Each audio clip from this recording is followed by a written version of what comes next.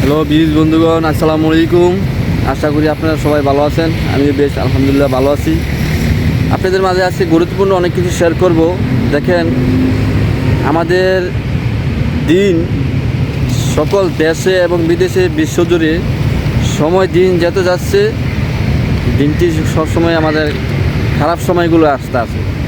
খারাপ সময় এটাই আমি বলবো, যার কারণে বলা হয় পিছনের দিনগুলো যত যায় যেমন খুবই ভালো যায়, সামনে যত দিন আসে সবই কঠিন হয়ে আসে। এটাই বাস্তব প্রিয় বন্ধুগণ। এই কারণে বললাম, দেখেন এই দিক দিয়ে আমাদের মুসলমানদেরকে কত, ওইদিকে ফিলিস্তিনকে ইসরায়েল কত আক্রমণ করতেছে।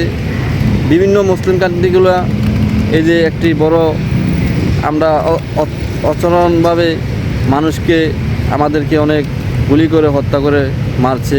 নানান পেশানির ভিতরে আমরা মুসলমান অনেক দিকে আমরা হয়রানির শিকার হই।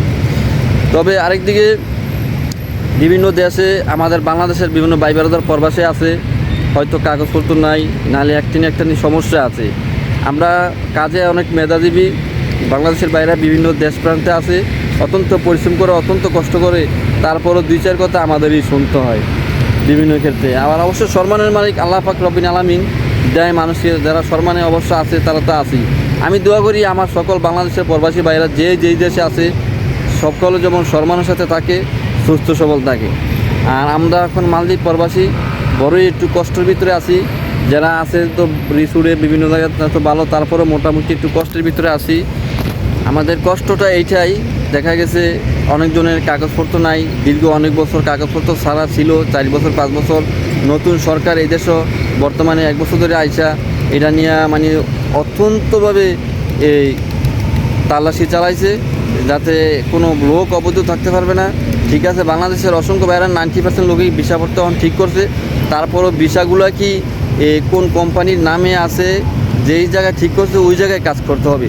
কিন্তু অনেকজনের এই দেশের একজনের মাধ্যমে ভিসাপত্রগুলো ঠিক করিয়া দেখা যাচ্ছে বিভিন্ন জায়গায় কাজ করে, কিন্তু এই সুযোগটা বর্তমানে মালদ্বীপের সরকার দিচ্ছে না।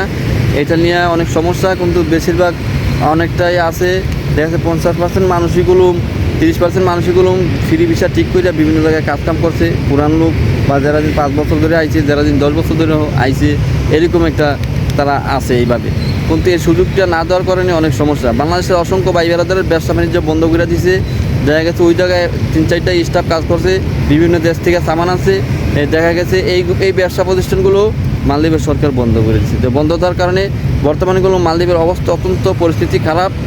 বিরোধ বন্ধুগণ, আপনারা এই মুহূর্তে হুট করে এই দেশের জন্য আসার জন্য উদ্যোগ নেবেন না। পরিস্থিতি যেসব ভালো হয়, প্রিয় যেসব বিষয়গুলো খুলবে পুরাপুরিভাবে আইনতভাবে তখনই আসবেন। আর বিশেষ করে পরিস্থিতি খারাপ, দেখেন একটা আপেল যেই জায়গার ভিতরে 5 টাকা ছিল এই জায়গার ভিতরে 8 টাকা, একটা সিগারেট যেই জায়গার ভিতরে 6 টাকা ছিল সেই জায়গায় এখন 13 টাকা। তো মানুষ যারা দিন সিগারেট বিড়ি যেন অতিরিক্ত খাইতো, তারা তো না খেয়েও পারে না, এখন মানে তাদের অত্যন্ত জুলুম হচ্ছে।